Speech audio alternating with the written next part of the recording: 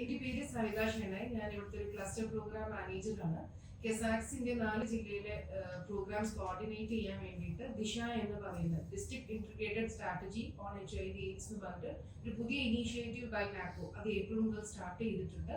അതിന്റെ ഒരു main responsibility is integration of all departments for HIV/AIDS prevention plus നമ്മുടെ ഇവിടെ നടക്കുന്ന എല്ലാ നമ്മുടെ സെന്റേഴ്സ് ഔട്ട്ലെറ്റ്സ് ഓഫ് കെസാക്സ് തമ്മിലുള്ള ഒരു കോർഡിനേഷൻ ആണ്. നമ്മുടെ ഡിസ്ട്രിക്ട് എയ്ഡ്സ് കൺട്രോൾ ഓഫീസർ എന്ന് പറയുന്ന ഡോക്ടർ ആനന്ദ് ആണ് ഇതിവിടെ കോർഡിനേറ്റ് ചെയ്യുന്നത് ഫോർ എറണാകുളം. അദ്ദേഹം തന്നെയാണ് TB ഓഫീസറുമായിട്ടുള്ള ആള്.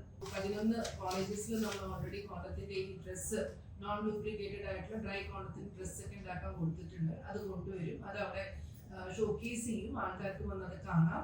പ്ലസ് നമ്മൾ ഈ ഫ്രീ കൗൺസിലിംഗും ടെസ്റ്റിംഗ് അവൈലബിലിറ്റി അവിടെ ഉണ്ടാകും.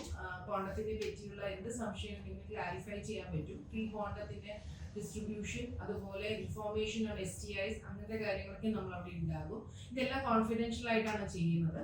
പ്ലസ് നമ്മൾ വൈകുന്നേരം ഒരു ബാൻഡ് വെച്ചിട്ടുണ്ട്, so that people youngsters can be interacting there. അവിടെ വന്നിട്ട് അവർക്ക് കുറച്ച് നേരം സ്പെൻഡ് ചെയ്യാൻ പറ്റും. ചെയ്യുന്ന സമയത്ത് നമുക്ക് ഇൻഫോർമേഷൻസ് കൂടെ പാസ് ചെയ്യാൻ പറ്റും.